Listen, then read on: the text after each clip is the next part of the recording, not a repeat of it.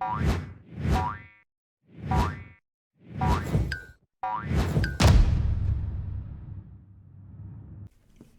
back to Frogboy X1 Gaming. I'm Andrew, and today we're talking about DRM. A little bit more serious now. Who stands to benefit the most from Xbox not having DRM, or PlayStation not having DRM, or Nintendo not having DRM, or Steam not having DRM? Who stands to benefit the most from this? This is the question that keeps coming up to me with my schooling, in criminal justice, loss prevention, asset management, stuff like that. Who stands to benefit the most from these companies not having DRM of some sort? So, apparently there is an online. There's a lot of talk about this, especially because it's the Xbox right now. I mean, I get it, like console wars get pretty heated. Everybody starts to throw shade at either console. I mean, I do it myself. I throw shade at the PlayStation, and most of the time I'm just joking now. I'm just having a good time. But who stands to benefit the most for people, for DRM not being there to protect Microsoft and to protect you as a customer? Who is going to benefit the most? That's what you need to ask yourself first. So, I made this analogy the other day.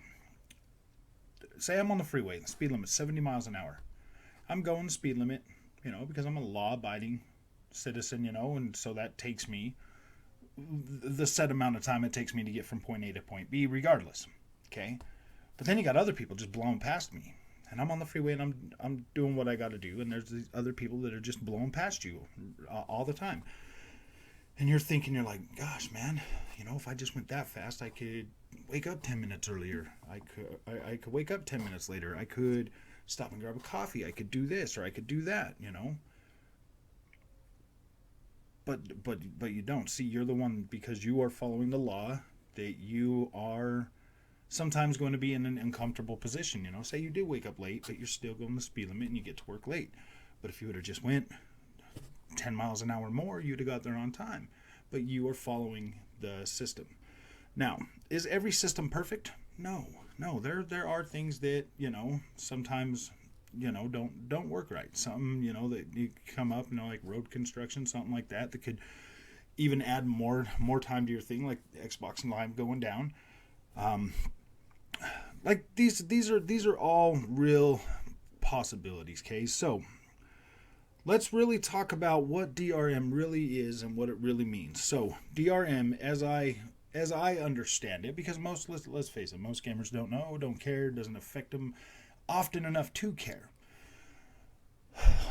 DRM is digital rights management. That means that when you sign into your Xbox and you purchase a game, that code is tied to your gamer tag. You can't transfer that code. Nobody can take that code and put it on their gamer tag. It's your code. It's linked to your username, your gamer tag. It is your code. To whether that's good or bad, that's yours. Now, is there a chance that in the future, like a server might go down and that code, and you not have access to that server so that it can check your gamer tag? It's not the games. It's your gamer tag.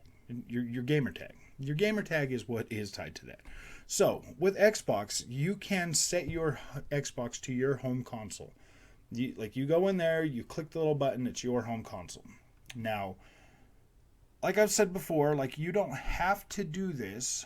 You don't have to do that. You don't have to have any Xbox set as your home console. You don't. And I mean, I guess it does give you an option. I mean, it does ask you, when you're setting it up, hey, do you want to sign into this and make this your home console? And then if you've already got, say you're game sharing with your daughter or your best friend that lives 100,000 miles away or something. Say you're game sharing because Microsoft gives you that ability to download that game on two separate devices and play that game if the other person logs in. If you bought the game on the home console, then you log into another Xbox, you can still download and play your game. Now, in your Xbox menu, you have to go in there and you have to select, hey, is this going to be my home Xbox? And you click that, and yeah. So any game that you buy and download that is physically on that Xbox, you can play without internet, unless it is required to have internet connection. Now, I've tested this a few times. I game share with Baby Cakes. Baby Cakes has full access to all my games. If she's in there and the internet's off, she gets access to them. I don't have internet to DRM my gamer tag so that I can play that game. My gamer tag is DRM'd, not my games. My games should work on the home console regardless. And I have tested this. I've turned off the internet on my console, and I've played every single game. And for everybody out there that is seriously trying to make a big deal about this, what do they expect Microsoft to do? Just let you have unlimited copies for your friends? Like, and see, that's where I don't get it. Now, people are trying to say that they have their Xboxes set as their home console and that they still couldn't access their games.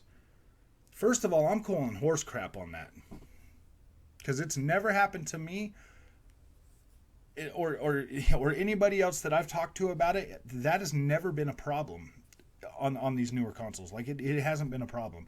And I've been buying digital games now for over 5 years, and I've probably been in a position to where I couldn't play like twice, like 2 times, because I game share with my daughter 2 times. So I don't feel, and I've had my internet's been down plenty of times. Like, the internet companies are far more unstable than Xbox Live. You know what I mean? Like, my internet's been down and I have still been able to access games when the console's set to my home console. Because the last time we had an internet outage, I turned my phone on, I put my Xbox on the thing, and I selected home on my console, and I played it. And I played it because I didn't want to not have internet, and I made the daughter play the Switch or whatever. Well, she was into Animal Crossing at that time. But yeah, I switched the console to my name, using my internet on my phone. Got back on there, was able to play it in offline mode, being able to play whatever I wanted to. So I do not really think that this is a legitimate issue. But if there is that case that it is or whatever, yeah, maybe Microsoft should make it so that you can 100% play all of your games without, an internet connection on your home console. Like, yeah, that should be the case, and nobody's arguing that shouldn't be. Once you download that game on your home console, you should be able to have access to that, and I believe that is the way it is. So if you're abusing it, if you're game sharing with somebody and you're abusing it and you don't have access to that game because your console is not set to your home console, or you simply did not select your home console as your home console, that's user error, and that's your problem for game sharing. You put yourself in that position by giving somebody else access to your credentials and your Xbox. I have never had a problem with this. Like I said, I've never had a problem with this. But now we need to sit back and we need to ask ourselves, honestly, who stands to benefit the most with all the racket about it? If it's never affected you as a gamer, why would it matter? Like, there's a lot of people out there that complain about game preservation and all of that stuff. Well, if you think about it, this is the best way to preserve your games. And I mean, all these companies are moving towards digital releases anyways. They're moving towards digital games anyways. A lot of them are trying to move away from, putting out these discs and stuff that are bad for the planet or whatever else. We got to think about the ecosystem and all of that stuff, and all of these plastic things that are out there getting made for everything. So I mean, like, these guys are like, yeah, man, we're going green. We're just going to make it so you can download your games and stuff. I mean, that's going to be an argument here pretty soon. So get ready for that. That is going to happen. And if you want to continue to enjoy and play video games, you are going to have to accept the fact that having disc video games is bad for the ecosystem, is bad for the environment, and digital games is where it's at. You must be able to download your games and play them that way. So DRM is more likely to help criminals. Not having DRM is more likely to help criminals, those people that like to just speed by you. It's more likely to help them and give them an easier way to get a hold of your content or other content from the developers and mass produce that digitally and just give it to whoever they want. All you got to do is hit the button. You just got to click the button and download that game. That's where I don't necessarily have a problem with the DRM. Like, I don't. I really don't. It rarely ever bugs me. As long as I can download my game whenever I want, and play that game, like, it doesn't bug me. If I'm game sharing, that's me 100% putting myself at the mercy of having internet and a reliable connection to Xbox Live. That's mine. That's my responsibility to make sure that I have that. If I am game sharing, if I want to be able to access my games, I need to make sure that my Xbox is set to my home console. Now, you guys can blow this up all you want. I noticed a lot of my colleagues are out there right now, like 100% balls to the wall against DRM, whatever else.